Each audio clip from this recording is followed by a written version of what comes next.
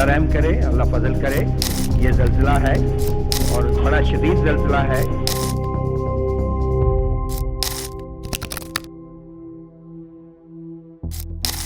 8 अक्टूबर 2005 को जिस दिन ये ज़लज़ले का वाक़या हुआ, उस दिन रमज़ान थे, शायद 7वां 8वां रोज़ा था।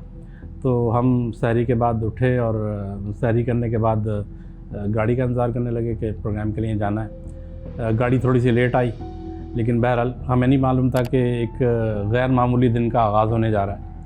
और हम पीटीवी पहुंच गए। वहाँ पर उस वक्त वहाँ पर एक मॉर्निंग शो होता था, न्यूज़ मॉर्निंग।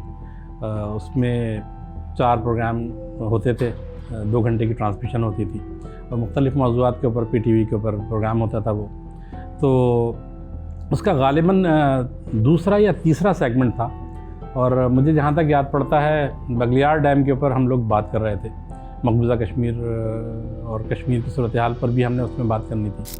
तो रहमान अकबर साहब एक साबिक़ सफ़ीर थे, वो हमारे गेस्ट थे और इस मौजू पर उन्होंने ही इज़हार ख़याल करना था। तो हम थोड़ा सा मौजू का तारुफ़ कराने के बाद उनकी तरफ शायद एक या दूसरा सवाल हमने उनसे किया था। तो गुफ्तगू का जैसे ही उन्होंने आगाज़ किया तो एक झटका सा लगा स्टूडियो में।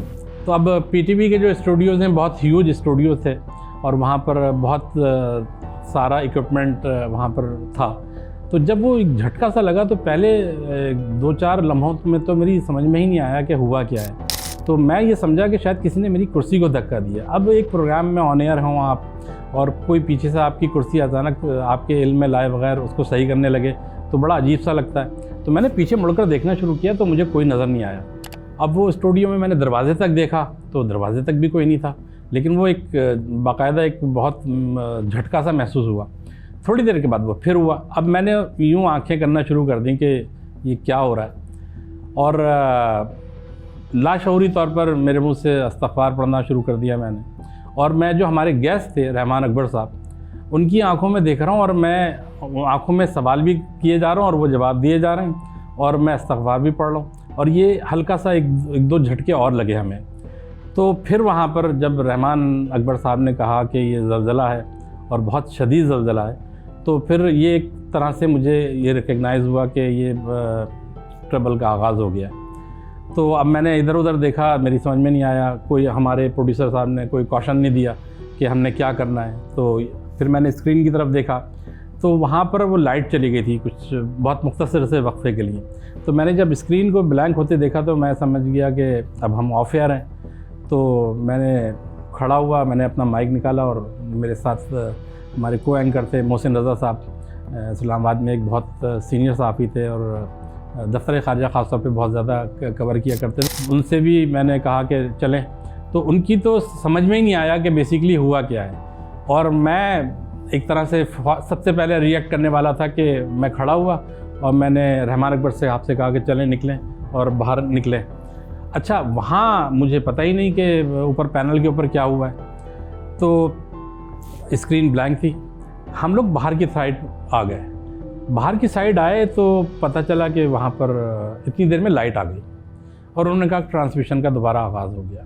लेकिन हम जब वापस आकर बैठे तो वो हम उस वक्त तक यानी आप यूँ समझ लें कि वो सारा सीन ऑन एयर तो गया लेकिन हमारे इल्म में नहीं था। और जो ऊपर स्टाफ पैनल के ऊपर बैठा हुआ था वो तमाम स्टाफ, चूँकि वो पहली मंजिल के ऊपर थे तो शायद उनको ज़रा ज़्यादा झटके महसूस हुए, तो वो पूरा स्टाफ पैनल छोड़कर बाहर चला गया था। और शायद उन्होंने सही किया था, इंसानी नुक्ता नज़र से उन्होंने अपनी हिफाजत के लिए जो इक़दाम करने थे वो किए उन्होंने। तो अब लेकिन वो जाते हुए उस पूरे सीन को ऑन एयर करने का एहतमाम करके गए, तो जिसकी वजह से वो एक क्लिप या यूँ कह लें ज़लज़ले की एक लाइव कवरेज दुनिया के सामने आ गई। वो उस के बाद हम सब बाहर आ गए। कोई हम लोग 15-20 मिनट तक बाहर खड़े रहे। अच्छा, जहाँ तक मुझे याद पड़ता है कि जब हम थोड़ी देर के बाद लाइट आने के से हमने ये अंदाज़ा लगाया कि शायद हम वापस ट्रांसमिशन की तरफ आ गए, हम आके बैठ गए। तो एडिटोरियली उस वक्त जो पैनल पे लोग बैठे हुए थे वो ये फ़ैसला नहीं कर सके कि उनको इस ज़लज़ले की कवरेज करनी है या उन्होंने इसी मौजू के ऊपर जो बगलियार डैम जिसके ऊपर हम गुफ्तगू कर रहे थे इसी को कैरी ऑन करना है। जब उजरत में उन्होंने उस वक्त फ़ैसला किया, वो ये फ़ैसला किया कि बगलियार डैम के ऊपर ही गुफ्तगू का सिलसिला जारी रखा जाएगा और जो कुछ वाक़या हुआ है, क्योंकि उसकी कोई डिटेल नहीं थी और वो लोग ये समझ रहे थे कि ये एक इब्तदाई तरह का ज़लज़ला है, एक झटका है जो गुजर गया और इसकी एक टिकर की हद तक ख़बर काफ़ी होगी और आगे जाके ख़बरनामे में कोई छोटी मोटी सी खबर चला दी जाएगी। लेकिन उनको पता नहीं था कि वो उस दुनिया की एक बहुत बड़ी ख़बर बनने जा रही है। बस फिर इसके बाद वो 8 अक्टूबर जो ज़लज़ले का एक झटका आया और उसके बाद सारी चीज़ें हुई, तो उस वक्त तक यहाँ पर चूँकि सिग्नल डिस्टर्ब हो गए थे और मोबाइल फ़ोन काम नहीं कर रहे थे, राब्ता का फुक़दान हो गया था, तो उस वक्त कोई सूरत हाल बहुत ज़्यादा क्लियर नहीं हो रही थी। तो इधर उधर से उड़ती उड़ाती कुछ खबरें आ रही थी, लेकिन पीटीवी के पास यूँ चूँकि न्यूज़ चैनल है तो पीटीवी में ख़बरें आ रही थी, तो पता चला कि वहाँ पर इस्लामाबाद में पार्क व्यू टावर गिर गया है और वहाँ पर बहुत नुकसान का अंदेशा है। और चूँकि उस वक्त इब्तदाई लम्हे थे तो कुछ अंदाज़ा भी नहीं था कि किस किस्म का वहाँ पर इंफ्रास्ट्रक्चर को नुकसान पहुँचा है। फिर थोड़ी देर के बाद इस तरह की ख़बरें आने लगीं कि आज़ाद कश्मीर में बहुत नुकसान हुआ है, लेकिन उसकी कोई डिटेल नहीं थी और वो इत्तलात कैसे आ रही हैं ये भी हमें नहीं मालूम था, क्योंकि कम से कम मोबाइल तो काम नहीं कर रहे थे, कुछ इक्का दुक्का लैंडलाइन के और इसके काम कर रहे थे। ये एक गैर मामूली दिन था और लोगों का फोकस चूँकि इस्लामाबाद में पार्क व्यू की बिल्डिंग के निज़ाम की तरफ ज़्यादा हो गया, क्योंकि वहाँ पर मीडिया की एक्सेस थी।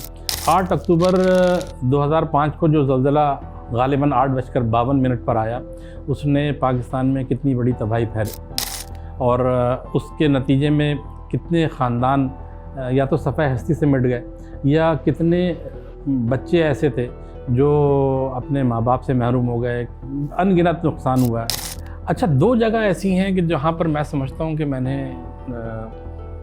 ज़मीन की चिंगाड़ सुनी। उनमें एक जगह ऐसी थी, मैं आपको उसका वाक़या बता देता हूँ कि हम प्रोग्राम कर रहे थे, गालिबन बटल का इलाका था और वो कोई सरकारी रिहाइशगाह थी जो मलबे के ढेर में तब्दील हो गई थी। उसकी दीवारें तो पूरी यानी पत्थर पूरे नीचे आ गए थे और उसके ऊपर एक छत पड़ी हुई थी। तो हमने उस छत को ही एक तरह से एक स्टेज के तौर पर समझते हुए, अब थोड़ा सा टेढ़ा भी था, तिरछा भी था, लेकिन हम बहरहाल अपनी किसी तरह से मेज़ कुर्सियाँ लेकर बैठ गए और वहाँ पर जो भी मुकामी लोग थे उनके साथ वो प्रोग्राम करने लगे। मैं ही उसका एंकर था और वो प्राइम टाइम में न्यूज़ नाइट में गालिबन वो प्रोग्राम किया जा रहा था।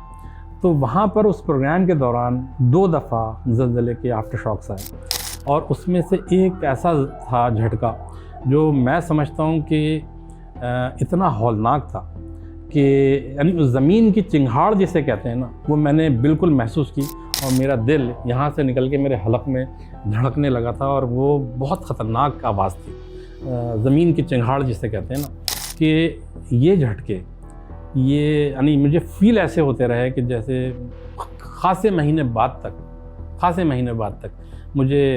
मैं सो रहा होता था। इवन कराची तक में आने के बाद ये हुआ कि मैं लेटा हुआ हूँ बिस्तर पे, सो रहा हूँ और मुझे ऐसा लगता था कि मेरा बिस्तर हिल रहा है। तो मैं आँख खोल के देखता था कि ये क्या हुआ है।